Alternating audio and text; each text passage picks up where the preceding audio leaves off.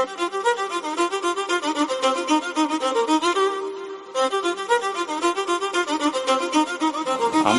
এই ইউনিটের last chapter, যেটা হচ্ছে সান্দ্রতা ও পৃষ্ঠটান, সেটাতে এবার চলে এসেছি। এটাই ইউনিটের লাস্ট চ্যাপ্টার। এর পরে কিন্তু হিটের বিভিন্ন বিষয়গুলো আমরা শুরু করবো এবং সেগুলো খুবই সহজ। মানে এই চ্যাপ্টারটাই হচ্ছে টাফ চ্যাপ্টারের লাস্ট, চ্যাপ্টারগুলোর লাস্ট, একদম শেষ চ্যাপ্টার। তো এটাও সেই অনলাইনেই হয়ে যাবে যা বুঝছি, মানে অনলাইনে টাফ ব্যাপারটা শেষ হবে। তো ব্যাপার যেটা হচ্ছে, প্রথমে আমরা এই স্তরিত এবং বিক্ষুব্ধ এই দু ধরনের প্রবাহ নিয়ে আলোচনাটা শুরু করব। তো স্তরিত আর বিক্ষুব্ধ প্রবাহ কি, দেখো তোমরা ট্যাপ কল তো মোটামুটি সবার বাড়িতেই আছে, না থাকলেও ট্যাপ খোলার অভিজ্ঞতা সবারই আছে।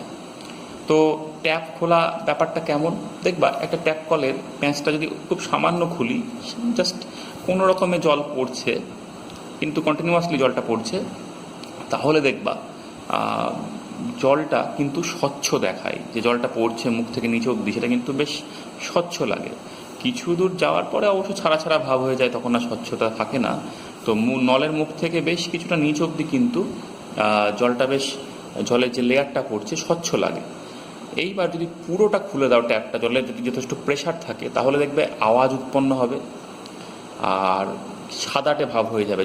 জলটা স্বচ্ছ থাকবে না, সাদাটে হয়ে যাবে এবং চারিদিকে যেন ছিটকে যাওয়ার মতো একটা ব্যাপার চলে আসবে। তাহলে দেখো দুই ক্ষেত্রেই তরলটা প্রবাহিত হচ্ছে। তরল বলতে এখানে অবশ্যই জল, কিন্তু প্রবাহটা কিন্তু দুই ক্ষেত্রে একই রকম নয়। প্রথম ক্ষেত্রে যেন মনে হচ্ছিল ওদের তরলের বিভিন্ন স্তরগুলোর মধ্যে কোনো সংঘর্ষ হচ্ছিল না, নির্দিষ্ট নিয়মে ফ্লো হচ্ছিল। আর দ্বিতীয় ক্ষেত্রে কিন্তু সংঘর্ষ হচ্ছে, সেটা বোঝাই যাচ্ছে, এমনকি শব্দও উৎপন্ন হচ্ছে। তা প্রবাহকে এই দুই ভাগে ভাগ করা হচ্ছে। প্রথম ধরনের যে টাইপ সেটা হচ্ছে স্ট্রিমলাইন মোশন বা ধারারেখ প্রবাহ, আর দ্বিতীয় যে টাইপ সেটা হচ্ছে বিক্ষুব্ধ প্রবাহ বা টার্বুলেন্ট মোশন। তোমার দেখো স্ট্রিমলাইন আর টার্বুলেন্টের মধ্যে পার্থক্যটা আসছে কোত্থেকে, মানে কখন স্ট্রিমলাইন মোশন হচ্ছে, কখন টার্বুলেন্ট মোশন হচ্ছে, সেটা কার উপর ডিপেন্ড করছে। খুব সহজেই বুঝতে পারছো যে প্রথম ক্ষেত্রে তরলের বেগটা বেশি ছিল না, দ্বিতীয় ক্ষেত্রে কিন্তু অনেকটা বেড়ে গেছিল। তার মানে কি, বেগটাই ঠিক করে দিচ্ছে, বেগের একটা সীমা আছে তরল প্রবাহের, সেই সীমাটাই ঠিক করে দিচ্ছে যে প্রবাহটা বিক্ষুব্ধ হবে না স্ট্রিমলাইন হবে। একটা সীমা আছে, সেই সীমা অবধি প্রবাহটা স্ট্রিমলাইন থাকছে, সীমাটা পার করে গেলে পরে প্রবাহটা বিক্ষুব্ধ হয়ে যাচ্ছে। দেখো ট্যাপ থেকে যখন জল নিচে পড়ছে, প্রথম যত জলটা নিচে পড়বে, অভিকর্ষজ ত্বরণের জন্য গতিবেগ কিন্তু বাড়বে। তো প্রথম দিকে গতিবেগটা কম ছিল, তো প্রথম দিকে মোশনটা কিন্তু দেখো স্ট্রিমলাইন ছিল, নিচের দিকে যখন নামতে শুরু করলো একসময় কিন্তু প্রবাহটা টার্বুলেন্ট হয়ে যাচ্ছে। আশা করি বিষয়টা ক্লিয়ার হয়েছে তোমাদের। তো ছাত্রছাত্রীরা, প্রথমেই একটা প্রবাহ নল আঁকছি, যে এই নলের মধ্যে দিয়ে তরল প্রবাহিত হচ্ছে। তোমাদের বইও ঠিক এরকম চিত্রে তোমরা পাবে। একটু মাঝখানটা মোটা করলাম, যে বিভিন্ন জায়গায় সব জায়গায় থিকনেস একই রকম নেই, নলটার একটু ভ্যারিয়েশন আনছি। তো যদি প্রবাহটা স্ট্রিমলাইন হয় তাহলে কি হবে, তরলটাকে যদি স্তরে ভাগ করি, তো স্তরগুলো কিন্তু পরস্পরের সঙ্গে একটা ডিস্টেন্স রেখে সুন্দরভাবে এগিয়ে যাবে। একটা স্তর আর একটা স্তরের সঙ্গে সংঘর্ষে লিপ্ত হবে না বা ধাক্কা খাবে না, সহজ কথায়। তো আমি যদি এই নলের মধ্যে বিভিন্ন জায়গায় বিন্দু নিই, তাহলে দেখা যাবে এই বিন্দুতে বেগ কোন দিক, না এখানে স্পর্শক আঁকো, এই দিক। এখানে বেগ কোন দিক, এই দিক। এখানে বেগ কোন দিক, এই দিক। দেখো তিনটে বিন্দু নিলাম, তিনটে বিন্দুই তিন দিকে বেগ দেখাচ্ছে। এখানে V1 বেগের মান, এখানে ধরো V2, এখানে ধরো V3। তো প্রবাহ যদি স্ট্রিমলাইন হয় তাহলে হবে কি, এই বেগের মানগুলো কিন্তু সময়ের সঙ্গে সঙ্গে পাল্টাবে না। যেখানে নল মোটা সেখানে বেগের মান কম হবে, যেখানে নল অপেক্ষাকৃত সরু সেখানে বেগের মান বেশি হবে। বিভিন্ন বিন্দুতে বেগের মান বিভিন্ন হতেই পারে, কিন্তু কোনো একটা পার্টিকুলার বিন্দুতে, যেমন ধরো এই বিন্দুটাই, বেগের মান যা ছিল সেটা সময়ের সঙ্গে সঙ্গে পাল্টাবে না, মানটাও পাল্টাবে না, অভিমুখটাও পাল্টাবে না। তখনকার গিয়ে বুঝবো যে যে প্রবাহটা হচ্ছে সেটা অবশ্যই ধারারেখ। আর যদি টার্বুলেন্ট মোশন হয়, নল আঁকছি, এক্ষেত্রে নল একটা যেরম তেরম রঙার নল আঁকলে হলো, তাহলে সেখানে কী হবে, এরম কোনো রেখা পাবো না আমরা। সেখানে কি হবে, এরম করে ধাক্কা খাবে তরলের স্তরগুলো, ঘুরে যাবে, ঘূর্ণি প্রবাহের সৃষ্টি হবে, মানে ঘুরবে জলগুলো, ঘূর্ণিপাকের সৃষ্টি হবে। এরকম বিভিন্ন দিকে বিভিন্ন জায়গায় গতিবেগের অভিমুখ এবং বিভিন্ন রকমের মান পাবো। তার মানে নির্দিষ্ট কোনো রকমের মান বা অভিমুখ নেই, এবং আলটিমেটলি জলটা অবশ্যই বেশি প্রেশারের দিকে থেকে কম প্রেশারের দিকে এগোবে, জল বলতে তরল মানে ফ্লুইড বোঝাচ্ছি আমি, সেটাই এগোবে, কিন্তু স্তরগুলো এরকম কোনো স্তর থাকবে না, ধাক্কা খাবে স্তরগুলো এবং ভেঙে যাবে। ফলে বিভিন্ন জায়গায় বেগের মান ও অভিমুখ সময়ের সঙ্গে সঙ্গে কিন্তু পাল্টাবে। আলটিমেটলি কিন্তু তরল একটা দিকেই এগোবে, এভাবে ধাক্কা খেতে খেতে এগোবে। তো এই ধরনের মোশনকে আমরা বলি টার্বুলেন্ট মোশন। তাহলে আশা করি স্ট্রিমলাইন এবং টার্বুলেন্ট মোশনের ব্যাপারটা বুঝতে পেরেছো। তাহলে আর একটা কথা বলে রাখি, এই স্ট্রিমলাইনের যে এই রেখাগুলো, এগুলো অবশ্যই কল্পনা, এগুলো তরলের স্তরটাকে বোঝার জন্য এই রেখাগুলো আঁকছি। এই রেখাগুলোকে আসলে আমরা কি বলি, ধারা রেখা। তো আশা করি বুঝতে পেরেছো ধারা রেখা কি। তো তোমাদের বই সংজ্ঞা দিয়েছে ওই জন্যই, যদি প্রবাহী বলতে যে প্রবাহিত হয় সেই প্রবাহী, ইংলিশে আমরা প্রবাহী বলতে ফ্লুইড বুঝি। তো প্রবাহী কতগুলি সুসংবদ্ধ স্তরে প্রবাহিত হয় এবং বিভিন্ন প্রবাহী কণার মধ্যে কোনো সংঘর্ষ না হয়, তাহলে ওই প্রবাহকে ধারারেখ প্রবাহ বা স্ট্রিমলাইন মোশন বলা হয়। আর এর ঠিক উল্টো ঘটনা ঘটলে পারে সেটাকে আমরা টার্বুলেন্ট মোশন বলবো। এর ঠিক পরে তোমাদের বইয়ে দেখবা একটা ছবি আঁকা আছে এবং একটা পরীক্ষার কথা বলা আছে। জাস্ট কনসেপ্টের জন্য পরীক্ষাটা তোমরা একটু দেখে রাখবা। আমি বইয়ের ছবিটা দেখাচ্ছি এবার। বইয়ের এই যে ছবিটা দেখানো হচ্ছে, খেয়াল করো, একটা মোটা নল আছে নীল রঙের তরল দ্বারা পূর্ণ, জলই ভাবো। উপরে স্বচ্ছ জল ঢুকছে এবং ডান দিক দিয়ে বেরিয়ে একটা পাত্রে গিয়ে জমা হচ্ছে। আর ওই মোটা নলের ভিতরে আর একটা সরু নল ঢুকিয়ে সেই সরু নলের মুখ দিয়ে রঙিন কোনো তরল, রঙিন জলও ভাবতে পারো, সেটা স্প্রে করে দেওয়া হচ্ছে একটা সূক্ষ্ম ছিদ্র দিয়ে। তো খেয়াল করো, রঙিন তরল যখন প্রথমে বেরোচ্ছে তখন কিন্তু মোশনটা স্ট্রিমলাইন, দেখো একটা নির্দিষ্ট রেখা বরাবর বেরোচ্ছে, রেখাটা কাঁপছেও না, নড়ছেও না, এদিক ওদিক যাচ্ছেও না। তার মানে নির্দিষ্ট একটা রেখা বরাবর ফ্লো হচ্ছে এবং সেই যে রেখাটা পার্শ্ববর্তী অন্য যে তরল স্তর তার সঙ্গে সংঘর্ষে লিপ্ত হচ্ছে না। তাহলে কিছু দূর অবধি প্রবাহটা স্ট্রিমলাইন থাকছে, তারপরে গিয়ে কিন্তু প্রবাহটা টার্বুলেন্ট হয়ে যাচ্ছে। তাহলে বুঝতে পারছো স্ট্রিমলাইন মোশন কতদূর এগোচ্ছে, মানে প্রবাহ খাত বরাবর কতদূর এগোনো হচ্ছে সেই খাতের দৈর্ঘ্যের উপর ডিপেন্ড করছে। একটা সময় গিয়ে প্রবাহটা কী হচ্ছে, টার্বুলেন্ট হচ্ছে। আরও একটা বিষয়, চাপের পার্থক্য আছে। প্রথমে তরলের বেগ 0 ছিল, তারপরে যখন আস্তে আস্তে বেরোনোর পরে বেগ ক্রমশ বাড়ছে এবং তোমরা অলরেডি বুঝে গেছো যে বেগটা একটা মানের থেকে বেশি বেড়ে গেলে এই ফ্লোটা কী হবে, টার্বুলেন্ট হয়ে যাবে। তো সেই জন্য দেখতে পাচ্ছি এই পরীক্ষায় প্রথমে মোশনটা স্ট্রিমলাইন থাকলেও পরে গিয়ে কিন্তু টার্বুলেন্ট হয়ে যাচ্ছে। তাহলে এতক্ষণ অবধি আলোচনার পরে আমরা যেটা বুঝতে পারলাম সেটা হচ্ছে যে একটা তরল যখন তরল না বলে ফ্লুইড বলছি, ফ্লুইড যখন প্রবাহিত হচ্ছে তখন ফ্লুইডটাকে বিভিন্ন স্তরে ভাগ করলে দেখতে পাচ্ছি একটা স্তর কিন্তু আর একটা স্তরে গতিকে বাধা দিচ্ছে, অর্থাৎ ভিতর থেকে একটা গতির বিরুদ্ধে বাধা সৃষ্টি হচ্ছে এবং এই বাধাটাই হচ্ছে সান্দ্রতাজনিত বাধা। এবং বাধা বলটাকে আমরা সান্দ্রতাজনিত বল বলবো। তো তোমাদের বইয়ে সেটাই লেখা আছে, যে ধর্মের জন্য তরল না বলে ফ্লুইড বলাই বেটার। তরল তার বিভিন্ন স্তরের আপেক্ষিক গতির বিরুদ্ধে বাধা সৃষ্টি করে, তাকে তরলের সান্দ্রতা বলা হয়। তাহলে সান্দ্রতা ব্যাপারটা বুঝতে পারলে। তো চলে আসি যে স্তরগুলোর উপর কেন বাধা পড়ছে, কীভাবে বাধা পড়ছে সেই বিষয়ে। তো দেখো, ছোটোবেলায় একটা ভাব সম্প্রসারণ আসতো, ছড়াটা ঠিক মনেও পড়ছে না, মানে মর্মার্থটা এই ছিল যে যাকে পিছনে ফেলা হচ্ছে সে আমাদের কিন্তু পিছনেই টানবে, আর যাকে তুমি সঙ্গে করে এগিয়ে নিয়ে যাবে সেও কিন্তু তোমাকে সঙ্গে করে এগিয়ে নিয়ে যাবে, এইরকম একটা ব্যাপার ছিল। তা এখানেও সেই পিছনে টানার মতোই ব্যাপার। কেমন দেখো, একটা যদি প্রবাহী নলের কথা ভাবি, তো ধরো এই একটা প্রবাহী নল, তো এর প্রস্থচ্ছেদটা আমি দেখাচ্ছি তোমাদের। তো এই প্রস্থচ্ছেদ বরাবর যে নলের গায়ে লাগা যে তরলের স্তরটা আছে, সেই তরলের স্তরটা কিন্তু একটা পাতলা তরলের লেয়ার ভাবো, সে কিন্তু নলের যে নলটা তো স্থির, ফলে নলের একদম প্রস্থচ্ছেদ বরাবর যে পাতলা তরলের স্তর লেগে আছে সে কিন্তু ঘর্ষণের দরুন ওর গায়ে স্থিরই ভাবতে পারো। তাহলে সেই তরলের স্তরটা কিন্তু গতিবেগ নেই, তার ভিতরের দিকের যে একটা ফাঁপা চোঙাকৃতি আর একটা তরলের স্তর ভাবো, সে কিন্তু একটু বেশি বেগে এগোচ্ছে। তাহলে প্রথম স্তরটার বেগ নেই, তার উপর ঘষতে ঘষতে যেন আর একটা স্তর এগিয়ে যাচ্ছে, তার ভিতরের স্তরটা আরেকটু বেশি বেগে এগোচ্ছে। সব থেকে বেশি বেগে এগোচ্ছে কোন স্তরটা, যে স্তরটা কিন্তু একদমই মিডিল দিয়ে গেছে, সেই স্তরটা কিন্তু সব থেকে বেশি বেগে এগোচ্ছে। আশা করি বুঝতে পারছো। তাহলে কি দাঁড়াচ্ছে যে প্রতিটা স্তর কিন্তু সমান বেগে এগোচ্ছে না। তাহলে কি হবে, যে স্তরটার বেগ কম সে কিন্তু যে স্তরটা তার উপরে ঘুষতে ঘুষতে সামনের দিকে এগিয়ে যাচ্ছে তাকে কিন্তু ঘর্ষণের মতোই ভাবো, ঘর্ষণজনিত একটা বাধা সৃষ্টি করবে। মানে এখানে তরলে তরলে ঘর্ষণ, সেই আদ্র ঘর্ষণের মতো ব্যাপার। তার মানে কি সামনে যাওয়াটা বাধাপ্রাপ্ত হবে। তো এই যে প্রতিটা স্তরের মধ্যে একটা আপেক্ষিক গতিবেগ আছে, প্রতিটা স্তরের গতিবেগ সেম নয়, আপেক্ষিক গতিবেগ শূন্য নয়। তার ফলে কি হচ্ছে, একটা স্তর তার পার্শ্ববর্তী স্তরের গতিকে বাধা দিচ্ছে, এবং এই বাধাটাই হচ্ছে সান্দ্রতা। তাহলে আশা করি কারণটা বুঝতে পেরেছ। তো এবার আমরা খাতায় কলমে এই গতিবেগের পরিলেখটা কেমন, মানে বিভিন্ন স্তরের গতিবেগের মানটা কেমন, সেটা ছবির মাধ্যমে বুঝবো। ধরো একটা প্রবাহ খাত, এই হচ্ছে প্রবাহ খাত, এর ওপর দিয়ে একটা ফ্লুইড ফ্লো করছে। তাহলে হবে কি, বিভিন্ন স্তরগুলো আঁকছি, এরকম অনেকগুলো স্তর আঁকে নিলাম। তো ধরো ফার্স্ট স্তরটা, সে কিন্তু এই প্রবাহ খাতের গায়ে লেগে আছে, ফলে এই স্তরটার ভেলোসিটি কিন্তু 0, এই স্তরটা কিন্তু গতিশীল নয়, তাহলে এই স্তরটার গতি নেই। তারপরে স্তরটা কিন্তু একটু এগোচ্ছে, এই স্তরে গতি নেই, তারপরে স্তরে গতি আছে। তারপরে স্তরটা কি আরও বেশি বেগে এগোচ্ছে, সব থেকে বেশি বেগে এগোবে কোন স্তরটা, সব থেকে উপরের স্তরটা। তাহলে এই গেল প্রবাহ খাতের ক্ষেত্রে গতিবেগ পরিলেখ। তাহলে যত উপর দিকে যাব বেগ তত বাড়বে।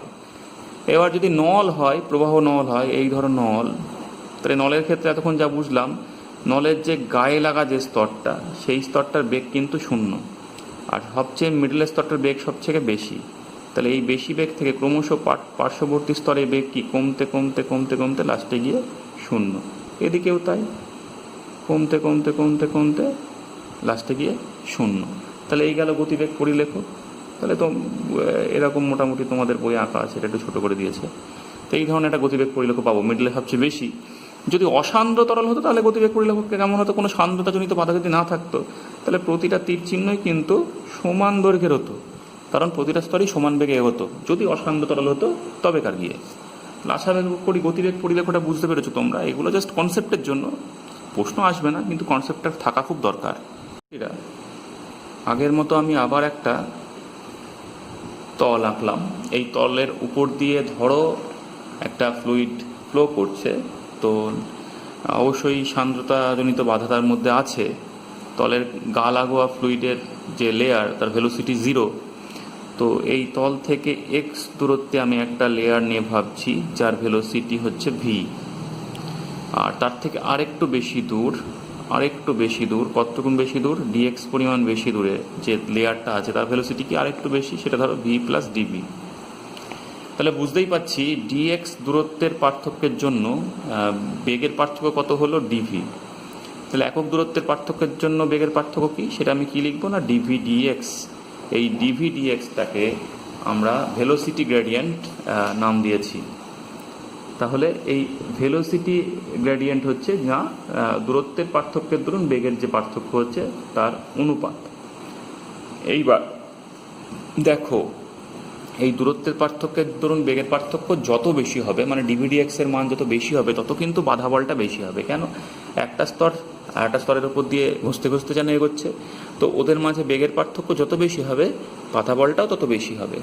যেমন ধরো একটা ঘরে প্রচুর ভিড় আছে, তুমি ধীরে ধীরে ভিড়টাকে পার করে চলে যাচ্ছ, বাধা যতটা ফেস করবা। তুমি যদি প্রচণ্ড বেগে গতি নিয়ে বাধাটাকে পার করতে চাও, তাহলে কিন্তু ধাক্কা আরও বেশি খাবে, আরও বেশি বাধা ফেস করবা। ঠিক সেই রকমই এই ভেলোসিটি গ্রেডিয়েন্টের মান, ডিভিডিএক্স এর মান যত বেশি হবে, এটার বাংলা হচ্ছে গতিবেগের নতিমাত্রা, এই গতিবেগের নতিমাত্রার মানটা যত বেশি হবে, তত সান্দ্রতাজনিত বাধা বেশি হবে। তাহলে সান্দ্রতাজনিত বাধা এফ সমানুপাত আমি ডিভিডিএক্স লিখে রাখলাম। আর একটা বিষয় হচ্ছে এই ক্ষেত্রফল বলতে এখানে এই প্রবাহ খাতের এই যে নলটার ক্ষেত্রফল, বা এদিকে যে তরলটা যাচ্ছে তার প্রস্থচ্ছেদের ক্ষেত্রফল। তো এই ক্ষেত্রফলটা যত বেশি, তত বুঝতে পারছো বেশি সংখ্যক লেয়ার আছে। তরল স্তম্ভের ক্ষেত্রফলই ভাবো এটাকে, তত বেশি সংখ্যক লেয়ার আছে। বেশি সংখ্যক লেয়ার মানে ওদের মধ্যে যে পারস্পরিক বাধা বল সেটাও বেশি।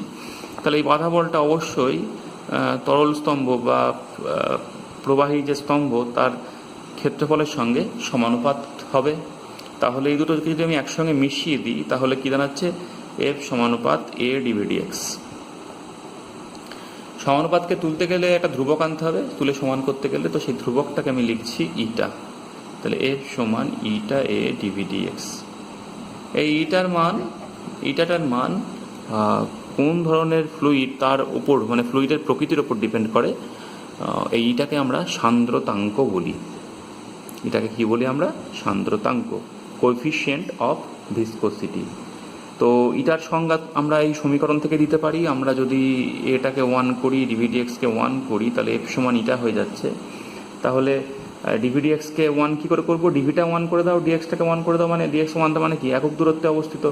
ডিভি মানে কি? বেগের পার্থক্যটা কত? একক। তাহলে একক দূরত্বে অবস্থিত দুটি তরল স্তম্ভের মধ্যে বা তরল স্তরের মধ্যে একক আপেক্ষিক গতিবেগ, ডিভিটা একক, তো সেই জন্য বলছি একক আপেক্ষিক গতিবেগ বজায় রাখতে একক ক্ষেত্রফলের ওপর, এটাকেও আমরা একক করছি, একক ক্ষেত্রফলের ওপর যে পরিমাণ স্পর্শকীয় বলটা প্রয়োগ করছি, তো এই দিকে বাধা বলের মানে গতিবেগটার মানটা স্থির রাখতে গেলে কি বাধা বলের সমান বল আমাকে উল্টো দিক থেকে প্রয়োগ করতে হবে, সেটা এই দিকে প্রয়োগ করতে হবে যদি গতিবেগটা এই দিকে বজায় রাখতে চাই। তবে তার মানে কি লেয়ারগুলোর সঙ্গে কি স্পর্শকীয়ভাবে বলটা প্রয়োগ হচ্ছে, তাহলে যে পরিমাণ স্পর্শকীয় বলের প্রয়োজন সেটাই হচ্ছে সেই ফ্লুইডটার সান্দ্রতাঙ্ক। তাহলে বই থেকে আমি একবার পড়ছি, একক দূরত্বে অবস্থিত দুটি তরল স্তরের মধ্যে একক আপেক্ষিক গতিবেগ বজায় রাখতে, অর্থাৎ একক গতিবেগের নতিমাত্রা বজায় রাখতে প্রতি একক ক্ষেত্রফলে যে পরিমাণ স্পর্শকীয় বল প্রয়োজন সেই বলকে এই তরলের সান্দ্রতাঙ্ক বলা হয়। তাহলে সংজ্ঞা পেয়ে গেলে এরপরে একক মাত্রা বার করা খুবই সহজ।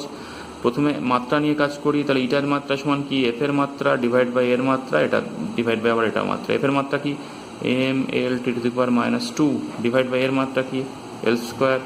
আর ডিভিডিএক্স এর মাত্রা লিখতে হবে, ডিভির মাত্রা মানে বেগের মাত্রা এল টি ইনভার্স, আর ডিএক্স এর মাত্রা এল। তো বুঝতেই পারছো এল এল কাটছে একটা করে, এখানেও একটা করে কাটছে, তাহলে দাঁড়াচ্ছে M L inverse T to the power -1। তাহলে মাত্রা দাঁড়ালো M L inverse T to the power -1। এখান থেকে একক তৈরি করে দিতে পারো এসআই পদ্ধতিতে। তাহলে একক কী হবে? KG metre inverse second inverse, সিজিএসে কী হবে? Gram centimetre inverse second inverse. তাহলে এইভাবে আমরা মাত্রা একক তৈরি করে দিচ্ছি। এর পরবর্তী বিষয় হচ্ছে চাপের প্রভাব। চাপের প্রভাবটা কি? চাপ বাড়াচ্ছ, তাহলে তরল স্তরগুলো পরস্পরের আরও নিকটে আসছে, তাহলে ঘর্ষণের পরিমাণটা কী হচ্ছে? আরও বাড়ছে। মানে ঘর্ষণের সঙ্গে একটু তুলনামূলকভাবে আলোচনা করো, তাহলে বুঝতে সুবিধা হবে। কেন? লম্ব বল বেড়ে যাওয়ার জন্য ঘর্ষণ বেড়ে যাচ্ছে, বুঝতেই পারছো। তাহলে সেক্ষেত্রে কী হবে? সান্দ্রতাজনিত বাধা বেড়ে যাবে। তাহলে চাপ বাড়ালে পরে সান্দ্রতাজনিত বাধা কী হয়? বেড়ে যায়। তাপমাত্রার সঙ্গে প্রভাবটা একটু জটিল, একটা সমীকরণ দিয়েছে, ইচ্ছা পারলে মুখস্থ করে নিও, না পারলে ছেড়ে দিও। তো বলে দিয়েছে, কথাতেও বলেছে সাধারণত তাপমাত্রা বাড়ালে সান্দ্রতা কমে যায়, তবে এই কমা বাড়াটা একটু জটিল সমীকরণ দ্বারা যুক্ত। তো মোটামুটি একটা সমীকরণ, মোটামুটি প্রযোজ্য একটা সমীকরণ তোমাদের বই দিয়েছে, মুখস্থ পারলে করো, না পারলে ছেড়ে দিও। পরবর্তী বিষয় হচ্ছে সন্ধি গতিবেগ। সন্ধি গতিবেগটা কি? দেখো, অলরেডি আমরা একটা গতিবেগের কথা ভাবছিলাম যে গতিবেগ অবধি প্রবাহটা স্ট্রিমলাইন থাকছে এবং পার করে গেলে টার্বুলেন্ট হয়ে যাচ্ছে, সেই গতিবেগটাকে আসলে সন্ধি গতিবেগ বলে। তো বই থেকেই পড়ছি, বলছে প্রবাহের বেগ একটি নির্দিষ্ট সীমা ছাড়িয়ে না যাওয়া পর্যন্ত প্রবাহ ধারারেখ থাকে, ওই সীমা অতিক্রান্ত হলে প্রবাহ অশান্ত হয়ে পড়ে। বেগের ওই সর্বোচ্চ সীমাকে আমরা সন্ধিবেগ বা ক্রান্তিক বেগ বলি। এবং এই সন্ধিবেগের ফর্মুলাটা মুখস্থ হবে। কী করে আসলো সেটা সিলেবাসে নেই, কিন্তু মুখস্থ হবে। সে হচ্ছে ক্রিটিক্যাল ভেলোসিটি ভিসি। সন্ধিবেগটাকে আমরা ইংলিশে ক্রিটিক্যাল ভেলোসিটি বলছি। তাহলে ভি সাফিক্স সি সমান একটা ধ্রুবক, যেটাকে আমরা রেনল্ড সংখ্যা বলছি, আর এটা হচ্ছে ধর ধ্রুবক কনস্ট্যান্ট, এটা ইটা বাই রো এল। তাহলে ভিসি সমান আর ইটা বাই রো এল, আর সাফিক্স সি, এটা ভিসি আর সাফিক্স নয়, আর ই। অনেক সময় ই এর পরে সাফিক্সের C, C for constant, Reynolds constant বলে সাফিক্সের সি দেয় অনেক সময়। তাহলে আর ই কি? রেনল্ড সংখ্যা, মানে একটা ধ্রুবক, into eta by rho L. ইটাটা কি? সান্দ্রতাঙ্ক। রোটা কি? তরলের বা প্রবাহীর ঘনত্ব। আর এলটা কি? মানে যে নল বা যে খাতের ওপর দিয়ে ফ্লোটা হচ্ছে তার বৈশিষ্ট্যমূলক দৈর্ঘ্য। দেখো, বৈশিষ্ট্যমূলক দৈর্ঘ্যের ব্যাপারটা বলছি কি, এই ধরো নল, তাহলে এখান থেকে যদি তরল ফ্লো করে, এদিকে যদি তরল এগোয়, তাহলে এখানে জাস্ট নল শেষ, সেখানে তরল কিন্তু নিচে পড়বে না, তরলটা কিন্তু আরেকটু এগিয়ে গিয়ে নিচে পড়বে, তাই না? তার মানে তরল যেটুকুন দূরত্ব প্রবাহিত হচ্ছে সেটা কিন্তু এই নলের থেকে একটু হলেও বড়। তো সেই জন্য এখানে বৈশিষ্ট্যমূলক দৈর্ঘ্যের কথা বলা হচ্ছে। তাহলে এলটা হচ্ছে বৈশিষ্ট্যমূলক দৈর্ঘ্য, এবং এই ফর্মুলাটা তোমরা মুখস্থ করবে। এই রেনল্ড সংখ্যার মানের উপর ডিপেন্ড করে বুঝতে পারবো ফ্লোটা স্ট্রিমলাইন হবে না টার্বুলেন্ট হবে। মোটামুটি 2300 ক্রিটিক্যাল ভেলোসিটির ক্ষেত্রে রেনল্ড সংখ্যার মানটা মোটামুটি 2300। একদম অ্যাকুরেটলি বলা যায় না, বইয়ে একটু আলোচনাও করে দিয়েছে 2300 থেকে কম হলে স্ট্রিম লাইন, বেশি হলে টার্বুলেন্ট, এরকম বলছি। তবে এটা একদম পার্টিকুলার একটা শার্প সীমারেখা তৈরি করা সম্ভব নয়।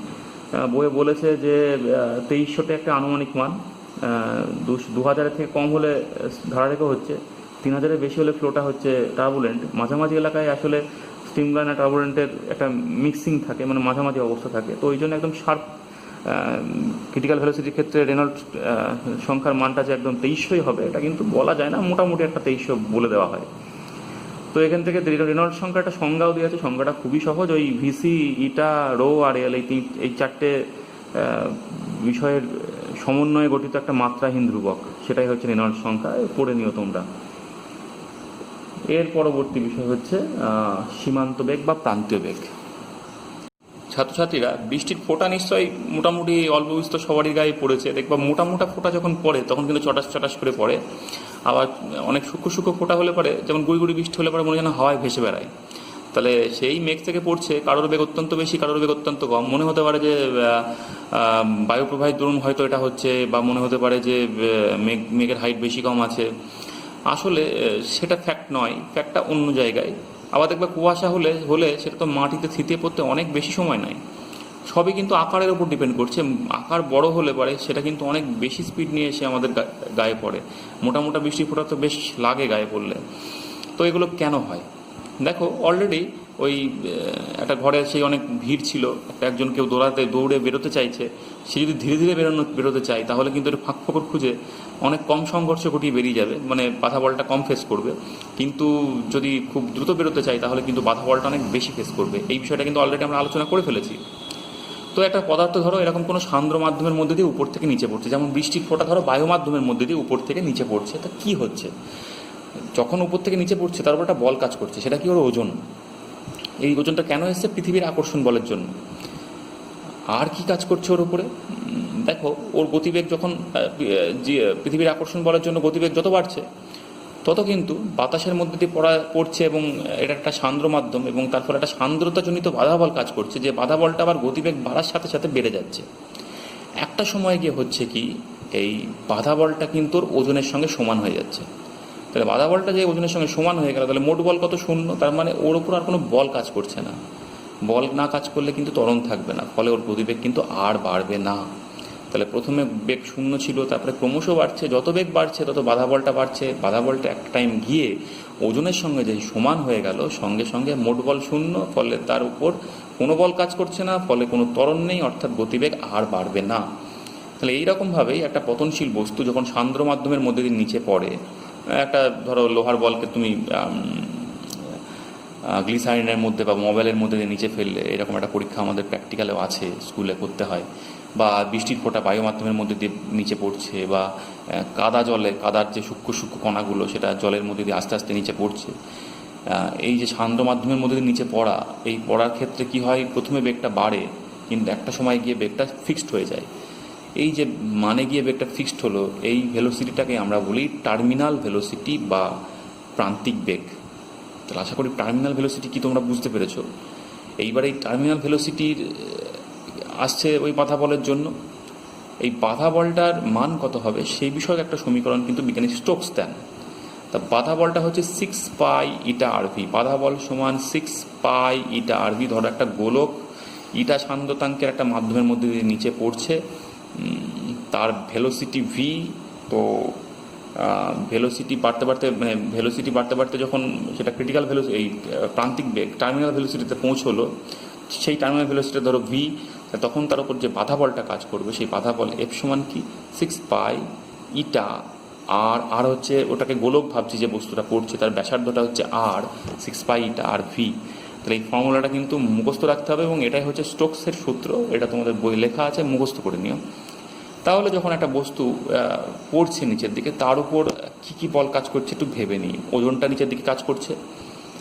আর একটা বিষয় একটু আগে বলিনি, সেটা হচ্ছে প্লবক বলটা কিন্তু উপর দিকে কাজ করবে, কারণ সে কিছুটা মাধ্যম অপসারিত করেছে। তাহলে প্লবক বল উপর দিকে, ওজন নিচের দিকে, আর বাধা বল কাজ করবে, সান্দ্রতাজনিত বাধা, সেটা উপর দিকে। তো এই তিনটে বলের ক্রিয়ায় যখন টোটাল বল শূন্য হবে, তখন যে ভেলোসিটিটা লাভ করবে সেটাই কিন্তু প্রান্তিক বেগ। তো এই তিনটে বল নিয়ে এবার চলো আমরা খাতায় কলমে আলোচনাটা শুরু করি। নিচে পড়ছে সেটাকে যদি আমি এরকম একটা গোলক ভাবি যার ব্যাসার্ধ স্মল আর, তাহলে আয়তন কত হবে? আয়তন হবে 4/3 স্মল আর কিউব। এর উপাদানের ঘনত্ব রো ভাবি, আর যে মাধ্যমের মধ্যে যদি নিচে পড়ছে তার ঘনত্ব সিগমা ভাবি। তাহলে এটাই বস্তুর আয়তন, আবার এটাই হচ্ছে অপসারিত মাধ্যমের আয়তন। তাহলে সেটাও আমি কত লিখবো? 4/3 স্মল আর কিউ লিখবো। তাহলে বস্তুর ওজন কত? এর সঙ্গে বস্তুর ঘনত্ব আর জি গুণ করে দাও। অপসারিত তরলের ওজন কত? এর সঙ্গে অপসারিত তরলের ঘনত্ব ইন্টু জি করে দাও। তাহলে বস্তুটার আপাতভাবে বস্তুর ওপর নিচের দিকে যে বলটা কাজ করবে, তাহলে সেটা কত? অরিজিনাল ওজন মাইনাস প্লবক বল। তাহলে বিয়োগ করে দিলেই পারে হচ্ছে যে বলটা নিচের দিকে কাজ করছে। বিয়োগ করলে আমরা 4/3 আর কিউ আর জি কমন নেব, ব্র্যাকেটে থাকবে রো মাইনাস সিগমা, জিটা পরেই লিখলাম। তাহলে এই পরিমাণ বল কোন দিকে কাজ করছে? নিচের দিকে। ঠিক উপরের দিকে যে বলটা কাজ করবে যখন টার্মিনাল ভেলোসিটিতে পৌঁছবো, তাহলে উপরের দিকে ক্রিয়াশীল বল মানে বাধা বল, সান্দ্রতাজনিত বাধা বল, সেটা কার সঙ্গে সমান হবে? এটার সঙ্গে সমান হবে। এবং সান্দ্রতাজনিত বাধা বল কত? সেটা স্টোকসের সূত্র থেকে পাচ্ছি, সেটা কত? 6π ইটা আর ভি। তাহলে 6π ইটা আর ভি সমান এটা লিখে দিচ্ছি। তো বুঝতেই পারছো ভিটা কি? এখানে টার্মিনাল ভেলোসিটি। তো আমরা দেখতেই পাচ্ছি পাই পাই কেটে যাচ্ছে, 6টা ওদিকে নামবে। তাহলে এদিকে তাহলে ভি সমান কী দাঁড়াচ্ছে দেখে নিই। তাহলে ভি সমান দাঁড়াচ্ছে 6টা ওদিকে গেলে পারে 2 দুগুণে 4, 2 3 দুগুণে 6, 3 3 9, 2 এর 9, পাই পাই কাটছে, একটা আর কাটছে, তার মানে আর স্কোয়ার রো মাইনাস সিগমা জি, আর পাই তো কেটে গেছে, আর একটা নিচে থাকছে বাই ইটা। তাহলে ফর্মুলাটা কি দাঁড়ালো একটু আমি মিলিয়ে নিই। 2 এর 9 আর square rho minus sigma G by eta. তাহলে ঠিক আছে এই ফর্মুলাটা। তাহলে এই ফর্মুলাটা মুখস্থ পারলে করে নিও, না পারলে এটা সমান এটা তো তোমরা নিশ্চয়ই করতে পারবে, একটা লাইনে দিক গেলে একটু ফর্মুলাটা পাওয়া যায়। কিন্তু এখান থেকে একটা জিনিস পাচ্ছি, ভি সমানুপাত আর স্কোয়ার। এইটা খুব গুরুত্বপূর্ণ। নির্দিষ্ট ধরো একই উপাদানের তৈরি আলাদা আলাদা গোলক, তার মানে রোটা সিগমাটা সেম, জি তো সেম আছে, ইটা সেম, শুধু আটটা ধরো আলাদা, বিভিন্ন ছোট গোলক বড় গোলক, তাহলে একই মাধ্যমের মধ্যে দিয়ে পড়ছে। তাহলে বুঝতেই পারছো যে গোলকের ব্যাসার্ধটা বড় তার টার্মিনাল ভেলোসিটি কী হবে? বেশি হবে। তাহলে বাকি সব কিছু স্থির থাকলে টার্মিনাল ভেলোসিটির সঙ্গে ব্যাসার্ধের সম্পর্ক কি? ভি সমানুপাত আর স্কোয়ার। টার্মিনাল ভেলোসিটি ব্যাসার্ধের বর্গের সঙ্গে সমানুপাত হবে। তো বুঝতেই পারছো এই কারণে বড় বড় ফোঁটাগুলো কি অনেক বেশি বেগ নিয়ে পড়ে, ওদের টার্মিনাল ভেলোসিটি বেশি, আর ছোট ছোট সূক্ষ্ম সূক্ষ্ম ফোঁটাগুলো টার্মিনাল ভেলোসিটি কী হবে? অনেক কম হবে। তাহলে ছাত্রছাত্রীরা টার্মিনাল ভেলোসিটি আশা করি তোমরা বুঝতে পেরেছো। এতদূর অবধি আজকে পড়া থাকবে। আর উদাহরণের অঙ্কগুলো সব দেখো, তার সাথে সাথে অনুশীলনীর অঙ্কগুলো করো। সেটা পারবে না আমাকে গ্রুপে জানাবে। তাহলে আজকে এখানেই, পরের ভিডিওতে আবার দেখা হবে।